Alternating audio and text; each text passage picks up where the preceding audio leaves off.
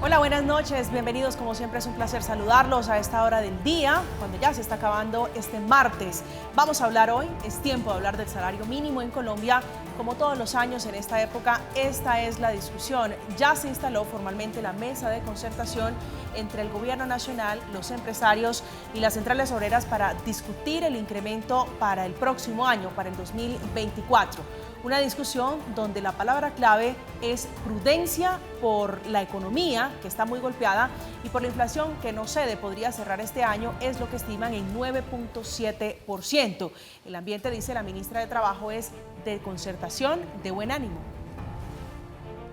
Esta es una mesa de construcción y en esta mesa de construcción, desde luego en la diferencia, tenemos y llamo a que hagamos nuestros mayores esfuerzos para que efectivamente podamos contribuirle al país en un escenario que tenemos hoy de hostilidad y que esa hostilidad podamos, con nuestra voluntad, poder avanzar. Aunque el ambiente es y parece en general de concertación, no será una puja que se zanje fácilmente sobre el alza del salario mínimo, que hoy es de 1.160.000 pesos. Una de las propuestas es que sea una discusión sobre el salario mínimo que parta de 2 dígitos. Una de las discusiones que ha aterrizado es que el salario mínimo sea de 2 millones sin derecho al pago de primas. Es una idea del Observatorio de la Universidad Javeriana que no le gusta para nada a los sindicatos. Vamos a hablar del arranque de la discusión, de esta expectativa, por supuesto, y de la muy interesante discusión que comienza hoy. Vamos a hablar esta noche en Zona Franca de esas dos visiones de la economía, del empleo y de, por supuesto, la generación de riqueza y el aumento de la productividad. Vamos a estar esta noche leyendo sus comentarios, sus opiniones sobre cuánto debe ser el aumento en el salario mínimo en este año, que ha sido bautizado este año como un año de vacas flacas. Bienvenidos.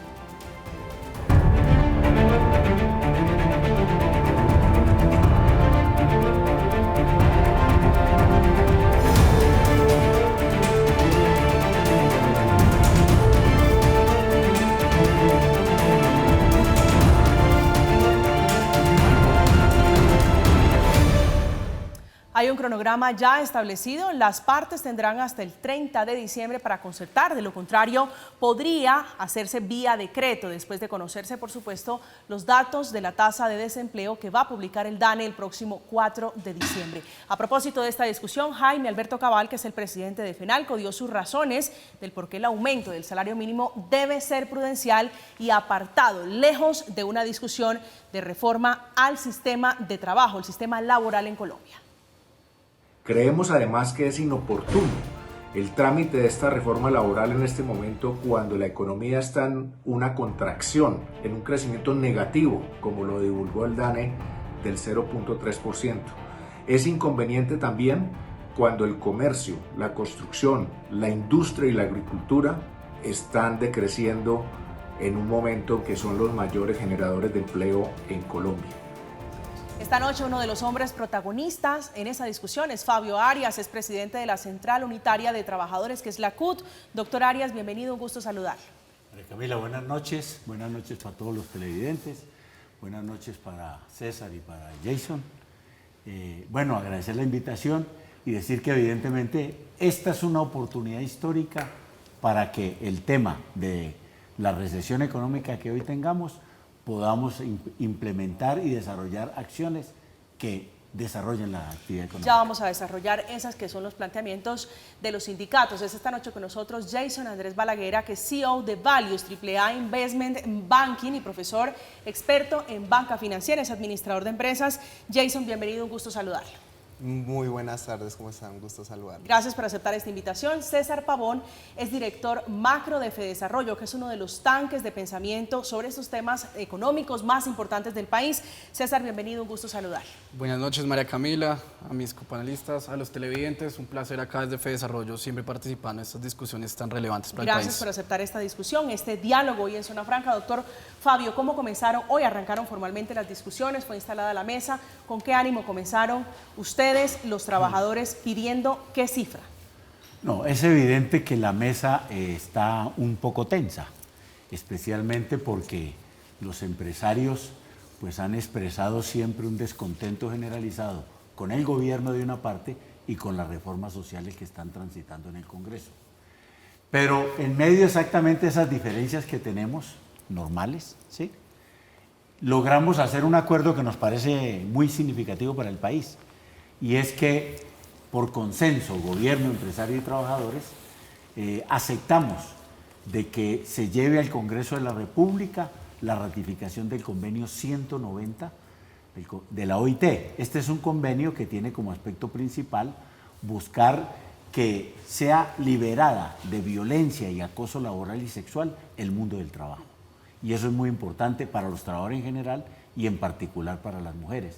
Entonces empezamos bien, digamos, a pesar del momento tenso que estamos viviendo. Hablemos de las cifras. Usted dice 2 dígitos. ¿Cuánto quieren ustedes que se aumente el salario mínimo el próximo año? Bueno, dentro de la discusión hoy de la mesa de concertación nos pusimos de acuerdo que el día 11 de diciembre, tanto empresarios como trabajadores, haremos las propuestas respectivas que pensamos deberían ser para el aumento del salario para el 2024.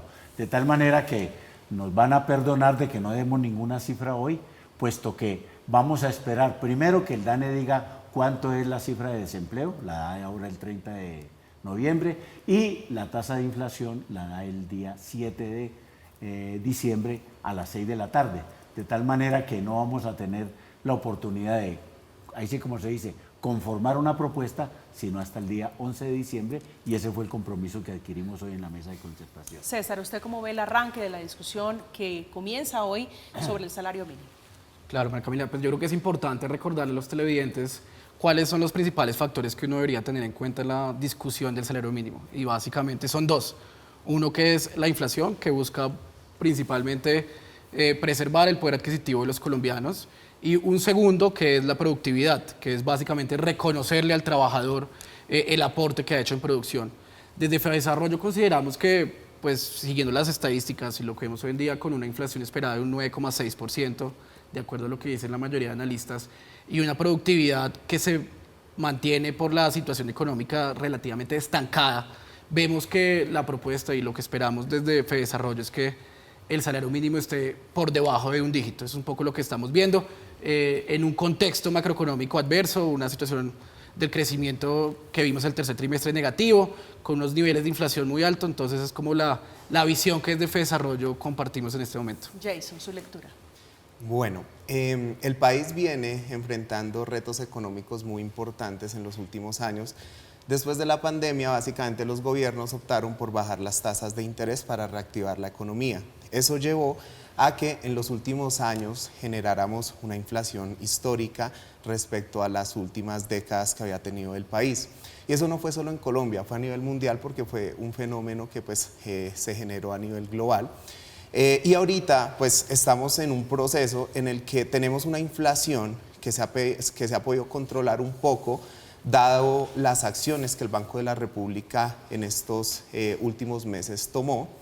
Sin embargo, pues el crecimiento económico tampoco es que sea de las mejores que hemos tenido. Estamos hablando de que el Banco de la República inicialmente estimaba que íbamos a crecer en el país el 0,8%, después pasamos a una proyección del 1%, después en su último update estamos hablando del 1,2% de crecimiento económico, y entonces acá viene un reto para el tema del salario mínimo. Y es que tiene que haber un equilibrio entre lo que corresponde la inflación mínimo, entre los trabajadores, entre los empresarios, porque acá se tiene que tomar una decisión que más le favorezca al país y por supuesto que ganen todas las partes. Siempre alguna parte va a querer más que otra, pero pues es el tema de entablar un proceso de una mesa de diálogo, de negociación, en donde al final la política que se opte sea la mejor y la que más le favorezca. El doctor Fabio dice, Jason, 2 cifras, 2 dígitos. ¿Cuál cifra se imagina usted? ¿Qué porcentaje?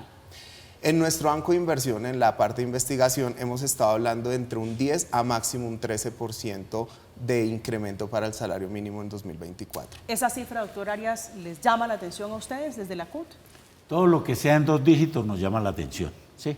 Puede ser insuficiente, lo precisaremos con el mayor de los gustos el día 11 de diciembre, que ustedes entiendan que nosotros somos una mesa de representantes de trabajadores que son 3 de las centrales obreras, CUT, CGT, CSDC, y 2 de las confederaciones de pensionados. Entonces estamos discutiendo entre ellos, una vez tengamos las cifras del DANE, y presentaremos una propuesta. Pero quiero hablar un tema un poquito sobre el tema de la economía. Sí, que está muy atado Sí, a este entonces, tema porque los empresarios y los datos dicen que este año no ha sido el mejor año. Correcto, sí. Entonces, pueden haber múltiples explicaciones. Ya lo dijo el doctor Jensen cuando habla exactamente que hay un problema mundial sobre el tema de la inflación y sobre el tema exactamente del decrecimiento económico. Esto no es un tema solamente de Colombia.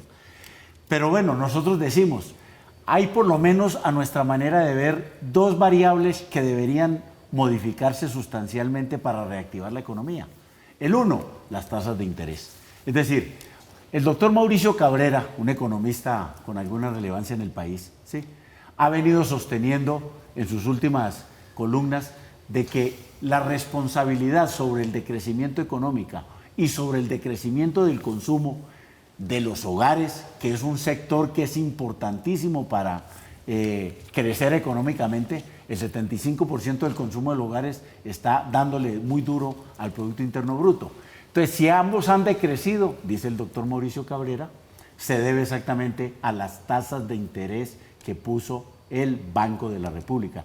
Es como si el Banco de la República hubiera tomado la decisión, vamos a hacerle creer al país de que tenemos un mal gobierno que se llama Gustavo Petro y hagámosle creer al país que el responsable es él. No, el responsable es el Banco de la República, según lo ha venido señalando el doctor Mauricio Cabrera. Y entonces se requiere, uno, que se bajen drásticamente las tasas de interés para que la gente pueda consumir nuevamente, para que la gente vaya a créditos. Todo el problema de la construcción tiene que ver exactamente con este tema. Y el otro tema que le puede pegar al consumo y por tal motivo al Producto Interno Bruto es el salario. En la medida en que los trabajadores podamos tener mejores ingresos, vamos a demandar más bienes y servicios, más consumo, es decir, y más producción. Un círculo virtuoso en la economía, tasas de interés, aumento significativo en el salario mínimo. César. Fabio, perdón, ahí se interrumpo y de pronto desde FEDesarrollo hemos sido enfáticos que si bien es cierto que es deseable y es loable la tarea de bajar las tasas de interés, en un momento donde la inflación está en un 10,4%, mientras los demás países de la región, Chile, Brasil, Perú, están en un 5%, yo creo que es un poco precipitado. Entonces, por ese lado creo que es difícil y al menos de FEDesarrollo me ha insistido que debe tener mucha cautela el Banco de la República. Un descenso tan rápido y sustancioso puede afectar negativamente y puede hacer que sea un espiral inflacionario que al final es más perjudicial para los colombianos. Y ya por otro lado, pues hablamos del salario mínimo.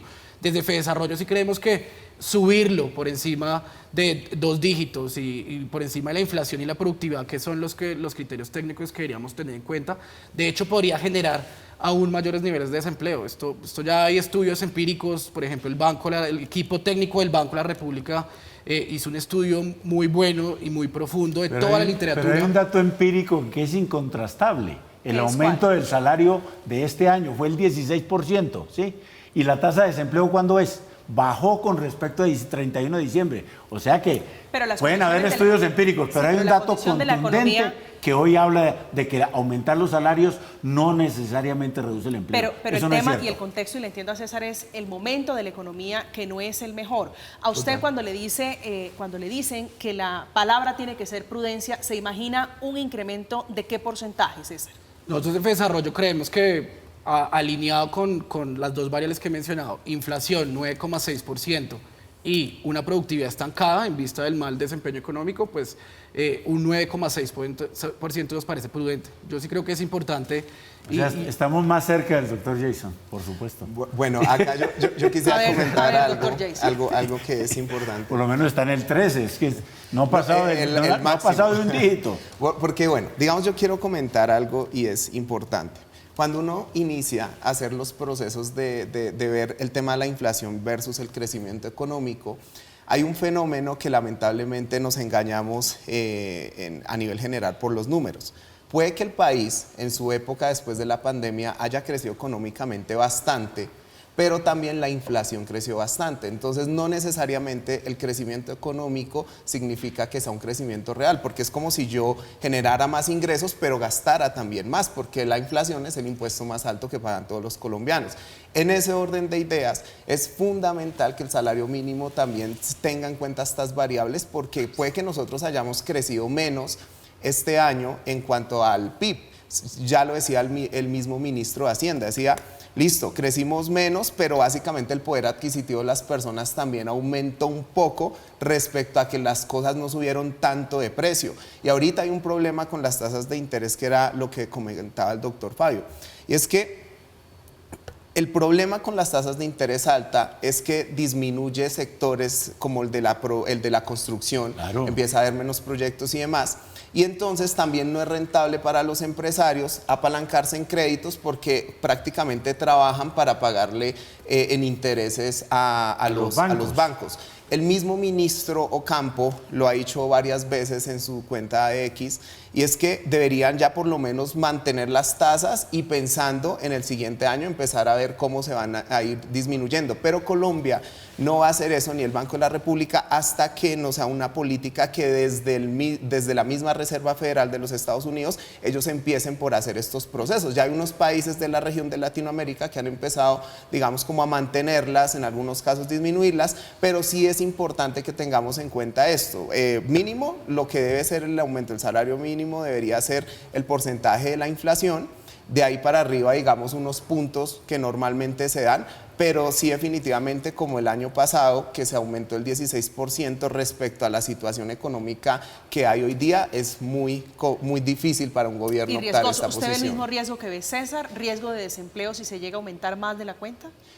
¿Qué pasa? Digamos que hay situaciones, digamos, pongámonos en el lugar de una empresa no grande, sino una empresa pequeña. Que es la mayoría de las empresas colombianas. Una empresa pequeña, si se ve aumentando un porcentaje alto en su nómina, lo que van a empezar es a ver, digamos, cómo reducir este tema, o a cargarle el precio a los productos, bienes y servicios de los adicionales pagos que van a tener que hacer. Entonces, probablemente, digamos, esta situación del salario mínimo sí se use en algunos casos cuando las empresas tienen unos temas de tasas de interés altas, aumento, digamos, de más costos respecto a la nómina, pues financieramente la empresa tiene que buscar una salida, ya sea aumentar los valores de sus costos, de sus bienes, productos o servicios, o sea, empezar a reducir costos, que realmente para un empresario siempre va a ser más fácil reducir costos que aumentar ingresos. Entonces, definitivamente, para la empresa pequeña sí es importante y muy delicada esta situación que viene para el 2024. Doctor Fabio. Para el conjunto de la economía, ¿sí?, tener la opción de que un buen grueso de trabajadores tengan recursos en sus bolsillos es lo mejor que le puede pasar. Yo no discuto lo que le pasa al empresario individualmente, no lo discuto, eso es así. Es decir, pues claro, le aumentan los costos. Pero si usted lo mira en su conjunto, todo el sector de los empresarios les va a ir bien y van a demandar bienes y servicios, lo que llamamos nosotros un círculo virtuoso. Si usted, María Camila, tiene unos pesitos más aquí de claro en su bolsillo, con absoluta seguridad que puede bajar aquí al centro comercial y comprar más cosas, ¿sí? Y al conjunto de la economía, lo que usted compre, sea en alimentos o en vestuario, inclusive en la posibilidad de obtener algunos créditos y pasarse un poco con la tarjeta de crédito. Pero aterricémoslo al caso colombiano. Le decía, el grueso de las empresas colombianas son empresas pequeñas. Por eso, pero todos entran al mercado general de bienes y servicios. Entonces, todas las empresas produciendo, si esos productos no se venden, pues ¿de qué le sirve a las empresas eso? Para nada, no le sirve para nada. En cambio, si tienen la posibilidad de tener más compradores, es decir, más trabajadores con unos recursos más en su bolsillo, con absoluta seguridad que al conjunto de los empresarios les va bien. La informalidad está en el 60%, usted esa cifra yo creo que la tiene. Por supuesto, claro, pero siquiera me dijo ese pedacito, porque voy aquí a decirle a los empresarios que ellos no contratan trabajo informal, sino que hacen es ilegales. Le voy a poner el tema de los repartidores. Usted me ha oído aquí hablar del tema de los repartidores. ¿Qué pasa con los repartidores? Dice que son informales. ¿Qué tienen de informalidad los repartidores? Tienen una plataforma digital, es decir, con las últimas tecnologías, ¿sí? Y atienden un sector más o menos formal de la economía, que son los restaurantes, los almacenes e inclusive algunos créditos. O sea, cuestiones muy formales. Y sin embargo aparecen como informales. No, son ilegales. Los empresarios de Rappi y otros adicionales no quieren darle formalización a esos trabajadores. Entonces aquí la informalidad es alta, pero por la ilegalidad de los empresarios. César. Pero yo creo que acá estamos generalizando, no todo el grupo de trabajadores informales es ilegal, y yo creo que eso sí hay que separarlo muy bien, y hay que hay mucho Pero cuidado. está bien que lo digan, no todos, yo No también todos, estoy de acuerdo, hay no unos todos, que no todos. pero muestro exactamente la situación. Y no quiero hablar de los del campo, que es todavía mucho más grave. Que es más afectado, y precisamente por eso es que nosotros creemos que aumentar el salario mínimo mucho más de la inflación puede ¿Dispararía ser esa muy cifra, peligroso, usted cree? porque hoy en día 6 de cada 10 ocupados, como usted bien lo dijo, María Camila, son de parte del mercado informal. Ellos no tienen que ver o no se ven relacionados o no se ven impactados con el salario mínimo. ¿Qué sí pasa con ellos? Que ellos la barrera para ellos poder ser parte de un salario mínimo, que yo estoy de acuerdo, un salario mínimo es lo ideal, es lo que todos los trabajadores de Colombia se deberían como mínimo ganar, es por su definición, es eso. Sin embargo, muchos de ellos pueden acceder, no pueden tener salud, no pueden tener pensión, que esa es la definición, digamos, que utilizar. Porque los empresarios no los contratan como debería ser y como ordena la ley, son ilegales. Y en la medida que aumentemos esa brecha, lo que va a pasar es que va a ser más difícil. Entonces, y eso yo creo que empíricamente, si retomo los estudios, yo creo que Colombia, en la historia, no hablando solo el último año, todos los estudios que se han hecho a nivel de mercado laboral son muy contundentes de mostrar que un aumento de los costos salariales y no salariales tiene un efecto inmediato en la informalidad. ¿Quién representa, doctor Fabio, a los informales en esa mesa en la que está sentada la CUT? Bueno, nosotros tenemos sindicatos de trabajadores informales, pero de trabajadores informales, ¿sí? Tenemos también sindicatos de trabajadores reales, así los contraten como informales. Por ejemplo, el sindicato de Unidad, que son los de los repartidores, ¿sí? Ese es un sindicato para nosotros que trabaja en la economía formal y que deberían ser contratados como trabajadores. Pero también tenemos vendedores ambulantes, es decir, los que se disputan la calle para vender, y en esta Navidad ni se diga, ¿sí? Para vender cualquier regalito, a ver si de pronto pueden llevar un trozo de comida mejor a su familia en esta Navidad. Yo quisiera de pronto como mencionar ahorita que el doctor Fabio hablaba sobre que pues si digamos hay más dinero por parte de los trabajadores, que pues aumenta el consumo y demás. Hay un caso que pasó en pandemia en Miami, que lo conozco muy bien. En Miami el gobierno, a través de Estados Unidos, a través del Social Security, les da un dinero importante a cada uno de sus ciudadanos para que precisamente durante esos meses que iban a estar, digamos, en confinamiento y demás, tuvieran la oportunidad de precisamente sostenerse económicamente y mover la economía. Pues digamos que esa decisión de darles dinero a las personas en el corto plazo funciona desde el punto de vista de que pues reciben un dinero, etcétera, pero eso causó una inflación bastante alta en todos los Estados Unidos porque pues eso hizo que pues las personas salieran en masa a consumir y precisamente ese es un problema que ahorita se está controlando y por eso la subida de tasas de interés porque es la única herramienta que tiene un banco central para poder, digamos, frenar un poco la inflación, que es lo que han hecho durante los últimos 2 años el gobierno, bueno, el Banco de la República como tal, que recordemos es un ente descentralizado del gobierno nacional desde 1991. Entonces, no necesariamente que haya más dinero significa que esto, digamos, mueva la economía. Depende bastante de también el crecimiento económico y depende también bastante del per cápita por persona, porque digamos que ahí ya se empieza a medir varios factores. Por ejemplo, ahorita viene el tema de los incrementos que van a continuar de la gasolina, probablemente la CPM también, digamos, va a tener un impacto allí, los peajes, y recordemos que muchos de los productos, bienes y servicios están atados al aumento del mínimo. Es decir, que si por ejemplo... No, eso lo han desindexado significativamente, doctor Jason. Claro, pero hay algunos en la Comisión de Concertación del año pasado, sí, se desindexaron del tema del salario mínimo por lo menos 82 acciones que tenían que ver con multas, trámites en el gobierno, trámites en la Cámara de Comercio, todos fueron desindexados. Claro. O sea que ese tema ya no le pega tanto a eso. Sí, claro, pero digamos que hay puntos que, por ejemplo, la persona que arrienda un apartamento o algo, normalmente hay muchas decisiones que se toman a raíz de este incremento. También es algo importante mencionar que recordemos que por ley mínimo los empresarios deben subirle el salario mínimo que establezca, digamos, el gobierno como tal. Pero hay personas que trabajan y que ganan mucho más que un salario mínimo, y ahí ya los porcentajes ya sí lo maneja la empresa de acuerdo a las consideraciones financieras que se generen. Entonces, que es una forma de quitarle poder adquisitivo a los trabajadores que ganan más de un salario mínimo. Esa es una inequidad muy grande en el sector privado. Y es que a los trabajadores que ganan más de un salario mínimo no le aumentan lo del poder adquisitivo, y cada año van perdiendo y van perdiendo. Por eso el salario promedio en Colombia es cercano al salario mínimo, porque no hay aumentos significativos en el sector privado de los trabajadores que...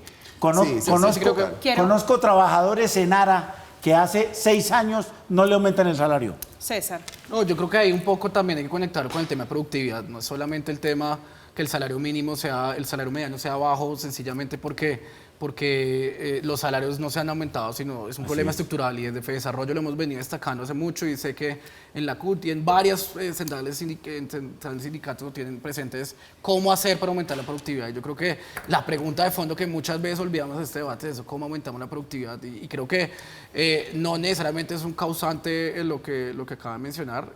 Yo sí creo que subirlo por encima de la inflación esperada y la productividad podemos tener efectos negativos no solamente sobre el empleo, sino también sobre la inflación, pero sí hay que tener siempre presente que al final la pregunta del millón es ¿cuándo vamos a resolver los problemas estructurales del país? Quiero preguntarle por una de esas tantas ideas que ha aterrizado en esta discusión, y es la idea de que el salario mínimo sea 2 millones de pesos, una especie de salario integral sin derecho a prima, sin derecho simplemente a esa representación mensual de 2 millones de pesos. ¿A usted le gusta esa idea? Pues María Camila, yo creo que esta propuesta lo que pone presente es algo muy importante. Yo creo que lo que pone presente son los costos no salariales. Más allá de yo decir si estoy a favor o en contra, yo decía, sí pone presente algo muy cierto. Hoy en día, como usted bien dijo, el salario está aproximadamente en 1.200.000 pesos, el salario mínimo está en 1.200.000 pesos. Si uno le suma los costos no salariales, llega a ser 1.800.000. Y un poco lo que venimos diciendo desde hace muchos años en FEDesarrollo y en diferentes estudios académicos es, hay que disminuir eso, porque es que cuando un trabajador, y como usted dice, un micronegocio va a contratar un negocio informal, no se está enfrentando solo a un costo de 1.200.000, a eso hay que agregarle un 50-60%. Esta propuesta es acertada en detectar ese problema común. Un poco lo que está planteando es, ¿por qué aislamos o separamos los costos salariales con los no costos salariales cuando el debate final termina siendo de 1.800.000, 2 millones, que es una cifra sustancialmente alta frente a nuestro salario mediano? Usted está María que se Camila, habla, doctor Fabio. Yo sé que no le gusta la idea. No, para ¿Por nada. qué no le gusta la idea de los 2 millones de pesos? María Camila, yo creo que los empresarios nuestros tienen un problema muy fregado, ¿Qué es cuál? que se acostumbraron con una tesis rebatida por los hechos, ¿sí?, de que todo el problema que tienen ellos en su producción son los costos laborales. Y entonces le han vendido a todo el país de que los costos laborales son los responsables del desempleo y la informalidad. Eso es un gran engaño repetido tantas veces que ya mucha gente lo cree, por supuesto, ¿sí? Y entonces viene el tema de los 2 millones, porque es en el mismo sentido. ¿Sabe lo que significa que haya salario integral en Colombia para todos los trabajadores, empezando por los de salario mínimo? ¿Sí? Simple y llanamente que queda derogado el Código Sustantivo del Trabajo. ¿Para qué normas laborales si ya hay un salario integral? Nosotros nos oponemos radicalmente a ese punto, ¿sí? Nosotros creemos que ese código, con todo y lo vetusto que es, anacrónico que es, porque es del siglo pasado, de mediados del siglo pasado, ¿sí?, por lo menos mantiene unas garantías y unos mínimos derechos. Usted sabe lo que se imaginaría que en este país establecieran el salario integral. ¿Qué no harían estos empresarios con los trabajadores? Si tal como estamos no respetan ni ese código, ¿cómo será en el momento en que tácitamente queda derogado? Porque ya no hay ni prestaciones, ni cesantías, ni vacaciones, ni nada. Que es, ahí sí como se dice, la música celestial de los empresarios. Que no haya que pagarle a los trabajadores prácticamente. Pero quiero decirles, señores empresarios, una vez tomen esas decisiones, yo no sé quién va a adquirir las mercancías que producen, yo no sé quién diablos, porque la pobreza y la miseria, ¿sí?, no solamente genera un problema de que nadie consume, sino adicionalmente que más temprano que tarde la gente no se va a aguantar eso como no se aguantaron en Colombia todo lo que estaba haciendo Duque y vino el estallido social y por eso tenemos un gobierno del cambio y por eso deberían aceptarse las reformas laborales. Bueno, pero esto parte de la concertación, esto usted sabe, No depende porque es una decisión política. En esto me acuerdo del doctor Bisbal. El doctor Bisbal es el vicepresidente de FENALCO. ¿Sí? Cuando estábamos discutiendo con Duque el salario mínimo, me decía una y otra vez, Fabio, pero es que a usted le va a tocar es ganar las elecciones para que esas peticiones que usted esté haciendo tengan... Cuando le decía que concertación, pero ya vamos a hablar de eso. Y resulta que ganamos las elecciones y no quieren tampoco ellos. Esa es una discusión o sea que el problema no era ese. Esa discusión es en el Congreso de la República y allí... No, y en la Comisión de Concertación sí, también. pero en el Congreso de la República para hablar de reformas, que ya vamos a hablar de la reforma, allí son las discusiones y allí el gobierno parece no estar ganando esas batallas. Jason. Yo quisiera decir lo siguiente porque pues al final simplemente es una propuesta que saca el Observatorio de la Javeriana, digamos que jurídicamente no es viable, pero pues digamos que se puso como sobre la mesa este debate. Yo quisiera decir lo siguiente, o sea, en términos financieros estamos hablando de que el empresario no es que va a ahorrarse lo de la seguridad social y demás, simplemente que se lo va a trasladar directamente al empleado y el empleado lo que debería hacer es seguir asumiendo sus costos de pensión, EPS, ARL, etcétera. Yo que rescato esta propuesta, que es lo que me parece muy interesante, y es el flujo de caja para el empleado. Hay un tema que tiene una realidad. Que le paguen mejor salario y punto. No, eso total. aumenta la caja. Digamos que puede, esa es la opción, digamos, como más lógica, pero técnicamente, si nos remitimos a la propuesta, uno dice, hay 2 primas en el año que se pagan a mitad y al final del año. Esas primas básicamente lo que se hacen es que se amortizan durante todos los meses, no hay que esperar 6 meses, 12 meses, entonces eso le da, digamos, un poder adquisitivo mayor al empleado para que pueda gestionar, digamos, mejor su flujo de caja. Es lo que más yo rescato del tema.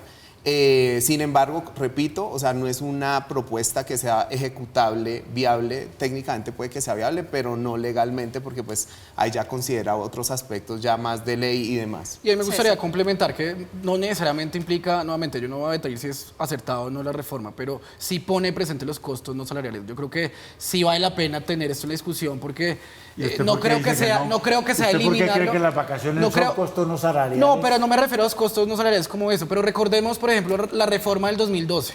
En el 2012 se disminuyeron los parafiscales, que era el SENA y el ICF, en 13,5%. Esos no desaparecieron. Lo que se hizo fue que el Estado ahora es a cargo de eso y no se le cobró más a la nómina. Estos costos adicionales... Y dejaron de pagarlo los empresarios. Y la reforma, por eso, exactamente. ¿Y sabe cuánto cuesta eso en 10 años? 225 billones que los empresarios echaron al bolsillo y que no se les reconoce como factor salarial. Y el beneficio que ya se ha demostrado también es que la formalidad aumentó sustancialmente una vez se aprobó esa reforma. Entonces yo creo que tenemos que ir en esa línea. No es que, y eso sí hay que ser muy claros, no creo que sea el caso donde se deje de pagar. La pregunta es cómo se va a pagar. Hay un ejemplo puntual, por ejemplo, la salud.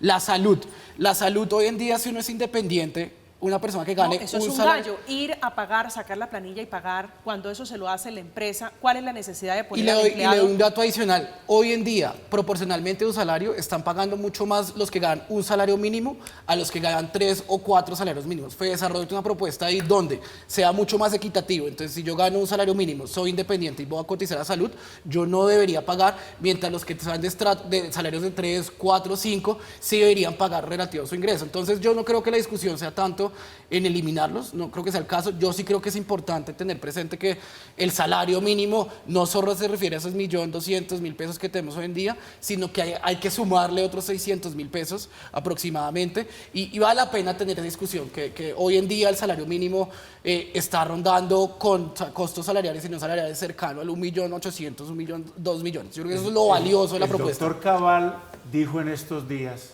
que si se aprobara la reforma laboral, los costos laborales subirían en un 30-32%. ¿Sí?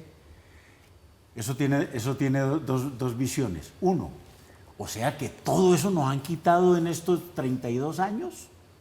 Y recuerdo, lo que nosotros estamos recuperando de derechos no es ni siquiera la 10ª parte de todo lo que nos han quitado durante estos 33 años. Ya vamos a hablar de esa, que es la reforma laboral que están dando en la medida en que también se va dando ahora, comenzando esta discusión sobre el salario mínimo, un salario mínimo que está en 1.160.000 pesos para este 2023.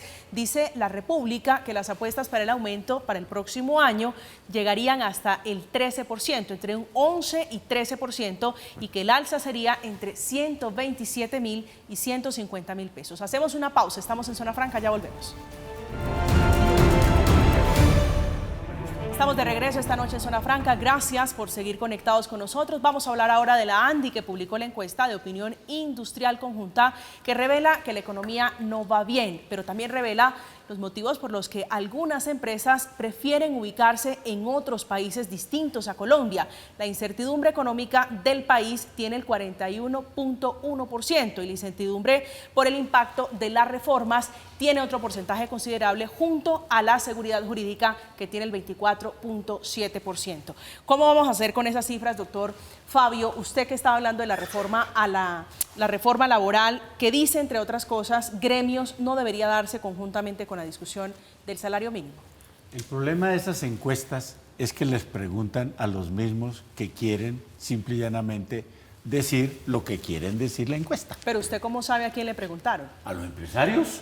Es a ellos los que les empresarios. No me preguntaron a mí, discúlpeme, María Camila. Le preguntaron a los empresarios, como ahí mismo lo dice. Pero es que es una encuesta para Por eso mirar de cómo está la economía, de empresarios. la confianza, Dice, si hay su confianza. opinión, señor, sobre estos negocios. Entonces, todos los empresarios, como de antemano dicen que no les gusta la reforma laboral, pues entonces empiezan a decir de que evidentemente se tienen que ir de aquí. Como no les gusta Gustavo Petro, entonces se tienen que ir. Pero no se han ido.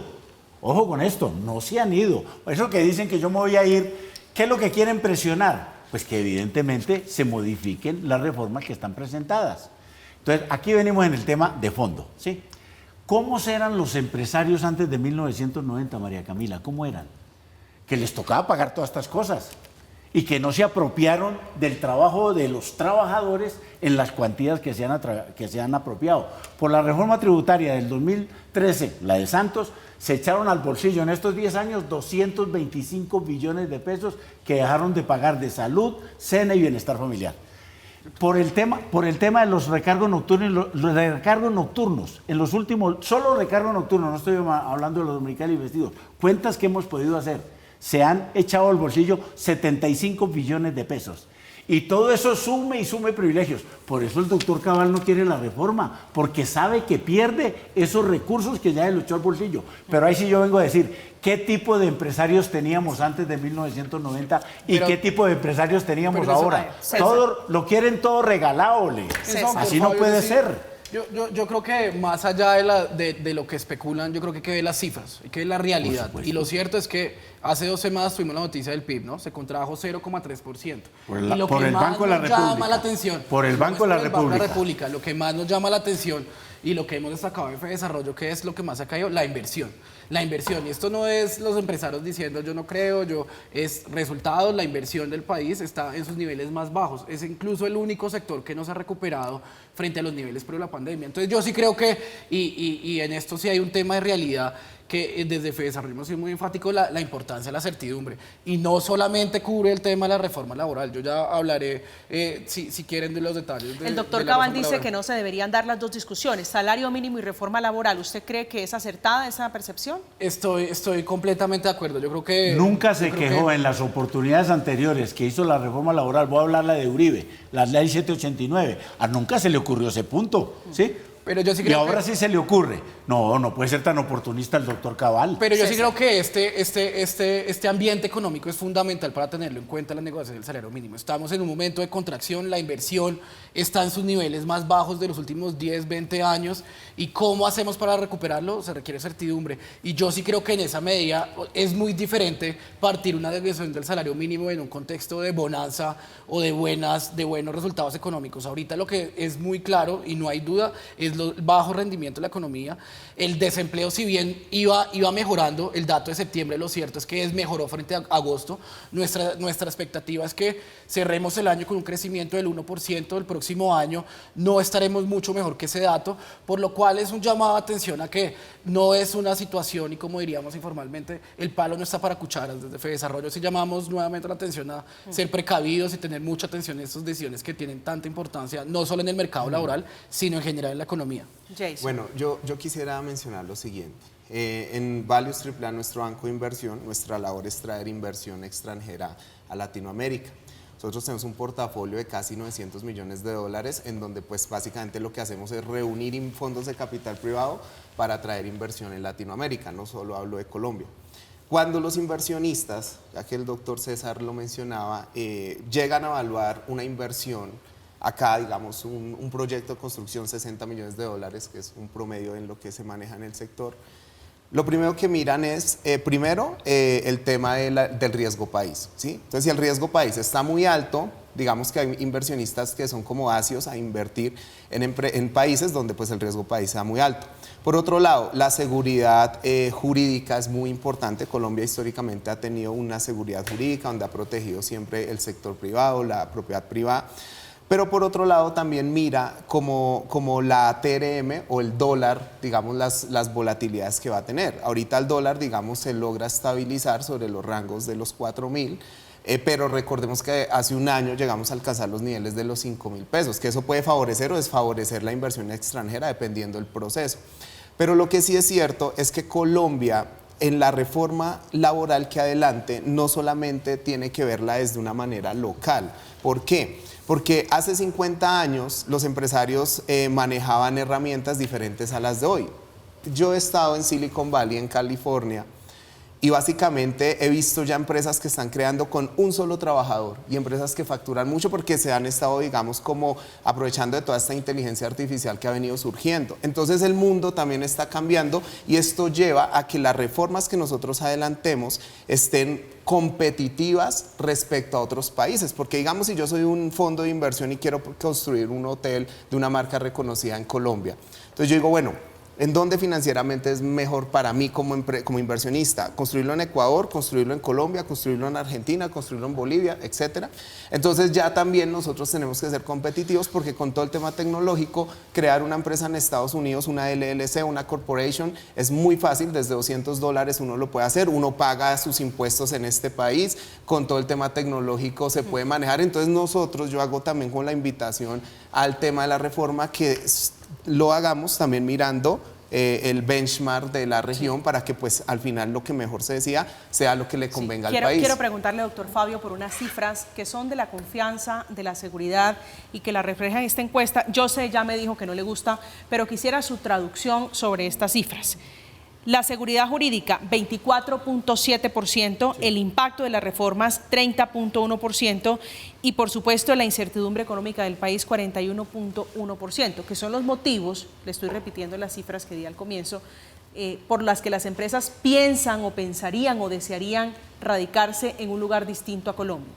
María Camila, ahí es un componente ideológico y político de parte de los empresarios. Uno debe entender eso.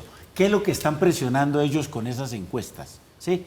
Mandándole un informe al gobierno, mire, si ustedes aprueban esas reformas y no aceptan lo que yo quiero que ustedes tienen que hacer, porque me acostumbré durante 33 años a que los gobiernos que estaban ahí hacían era lo que yo decía, entonces me voy y toda esa cuestión. Eso es simple y llanamente un problema político de parte de los empresarios para ganar presuntamente una correlación de fuerzas en este punto. Pero lo cierto y lo concreto es que, como lo dijo el doctor Jason, mire el dólar, nos dijeron que iba a ir hasta 10.000 por el efecto Petro, las mismas discusiones, ¿sí? El efecto del crecimiento económico, vuelvo y lo repito, y lo dijo el doctor Jason, es un problema internacional. Ni Estados Unidos, ni China, que son los motores del planeta, ¿sí?, han podido recuperarse del 2%. Ahí andan ahí dice como diría, a troncas y a mochas. Y eso que obviamente nos afecta a nosotros. Entonces, esa encuesta, que es de los empresarios para los empresarios, para significar una batalla política con el gobierno, pues obviamente que no la puedo aceptar.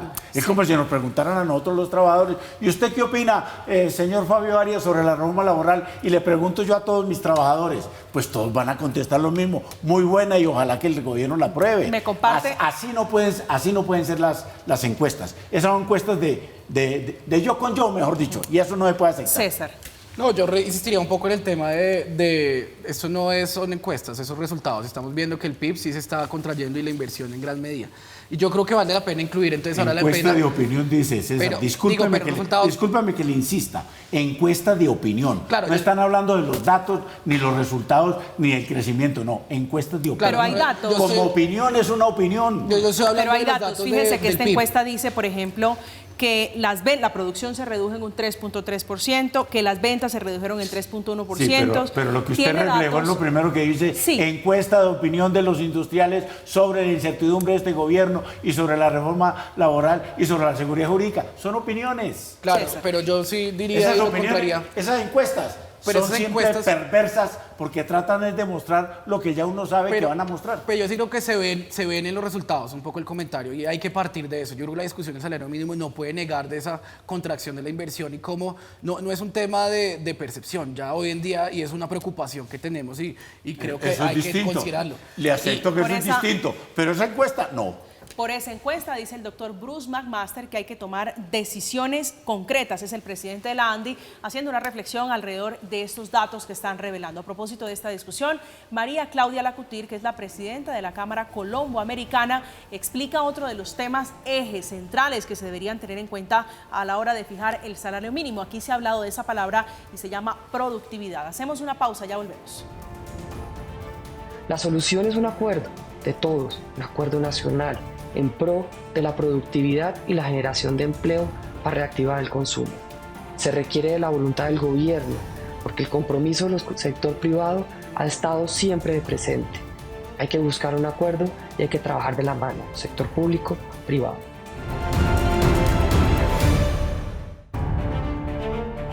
Estamos de regreso esta noche de martes en Zona Franca. Gracias por seguir aquí conectados con nosotros, hablando hoy del salario mínimo. Jason, su reflexión ya para despedirnos. Bueno, el resumen de este panel, básicamente yo lo plasmaría así. Primero, el aumento del salario mínimo debe estar en un rango muy cerca a lo que viene siendo la inflación, porque si aumentamos bastante este porcentaje, lo que va a hacer es que pues, va a causar un problema de inflación el siguiente año y obviamente se va a afectar gran parte de los empresarios. Por otro lado, importante enfocarse bastante en cómo generar un aumento de productividad y crecimiento económico para el país, dada la situación coyuntural que tenemos, porque esto hace que si atraemos, por ejemplo, más inversión, que si atraemos más desarrollo económico y demás, esto también va a fortalecer, por supuesto, las finanzas del país y es muy importante que se sea responsable por las decisiones que se opten en los siguientes días por parte de las partes negociadoras que están ahorita estableciendo los rangos del salario mínimo. Gracias. Doctor Fabio.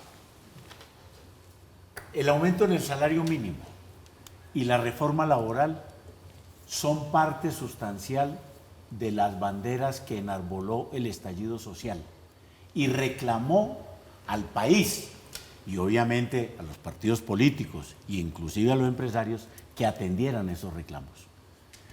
Los ha asumido el nuevo gobierno, que es también producto de ese estallido social e interpretó esas demandas y las consagró en el programa de gobierno y ahora en las reformas sociales. El país tiene una opción. ¿Se sigue negando a esas opciones y a esas solicitudes y demandas y exigencias que hizo el estallido social o sigue renuente a ellas? De seguir renuente a ellas, pues habrá más estallidos sociales. ¿Yo qué culpa tengo? Eso no depende de mí. César. Bueno, desde FEDESarrollo creemos que en efecto el aumento del salario mínimo es un objetivo loable. No hay duda de que se merece los trabajadores un salario mínimo y digno que corresponda a sus gastos de vida. No obstante, y vale la pena recordar que un aumento excesivo puede generar problemas. Problemas como cuáles: desempleo, informalidad, mayor inflación. Por eso el llamado de FEDesarrollo está a tener mucha cautela.